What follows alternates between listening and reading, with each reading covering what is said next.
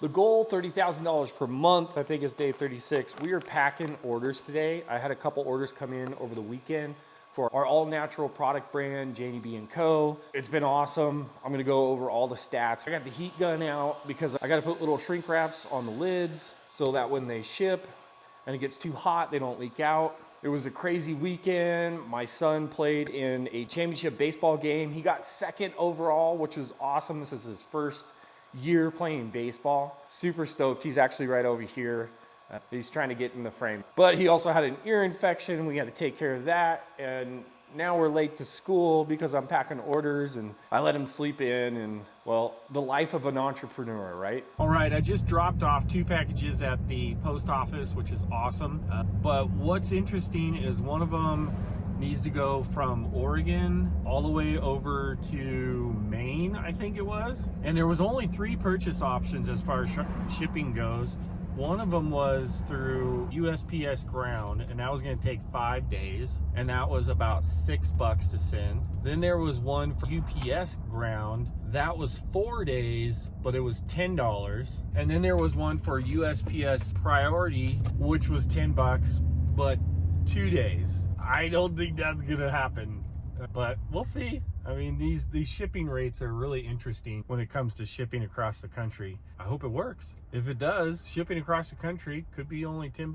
We'll find out. Now that my crazy morning is done, I've packed the orders, I've shipped them, I've caught up on client work. I wanted to jump in and show you some real world results from one of the Facebook ad campaigns that I'm running for a client. We just finished up a test last month. I have a new test for this month in June, but I'm going to start out with last month, show you what I did, how I set it up, what the results are, kind of my thought process on how I set up successful ad campaigns, or at least get them to a point where we can test and then start to scale. And I want to show you the difference between when we started in May and what it is now in June. So definitely stick around because the results in June have definitely improved greatly. If you are at all familiar with the Facebook backend, this is the business ad manager. And you can see that the campaign name is over here. The way I structure them is based on the audience that we're going after. So cold being the lookalike audience, or people who have never heard of us and we want to put an ad in front of them and entice them to come over and purchase. Warm audience is someone who's either visited the website and not purchased, or watched a video, or engaged with the brand on social media. In reality, I really only target website visitors in this one who haven't purchased. And then the hot audience are the people who have added to cart or initiated checkout and they haven't purchased. You can see right away that cost per purchase was very low. It's because they already kind of know, like, and trust you. So this should be very low on the cost per purchase. And then you can see our cold conversion was a little bit higher. This one's higher, and then warm is a little bit lower. But in reality, the cost per purchase right now should be way lower than these. And that's all based on your cost of goods, which is how much it costs to create the goods that you sell. For example, this particular product is maybe $20 after everything's all said and done, and then they sell it for $60 to $70. And you're going to say, Greg, well, you had one purchase and you spent $143 to get that person and the product's only worth $70. Yeah, you're absolutely right. But these are tests. These were basically taking previous creative that they've used that had some sort of data behind it that showed it potentially could work. And so what I did was I went through all of their campaigns, got the stuff that may work, and then I did a bunch of tests to see what type of messaging was working, if the audience was correct, if the asset was correct, if anything would stick. And we can see nothing really stuck. I mean, our overall cost, $121 per purchase. And this is the most important number over here, our ROAS, return on advertising spend. It's 0.76. So that means for every dollar that we were spending, we were losing 24 cents. Which is not good, right?